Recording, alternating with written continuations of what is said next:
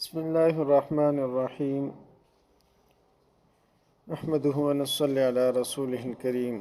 قال الله تعالى: كتب عليكم الصيام كما كتب على الذين من قبلكم لعلكم تتقون.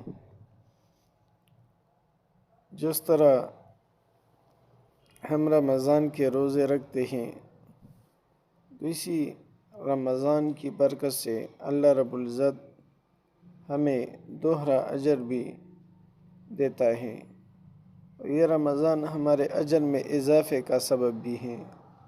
تو رمضان مبارک میں روزہ دار کی عبادت کے اجر کو بڑھا دیا جاتا ہے۔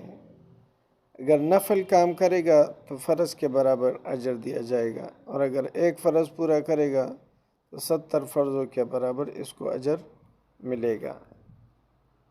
ہمیں چاہیے کہ ہمارے اوپر رمضان کا مہینہ آ رہا ہے تو ہم اس میں خوب محنت کریں، نوافل ادا کریں، اور اسی طریقے سے فرضوں کا تو اہتمام کریں، سنتوں کا اہتمام کریں۔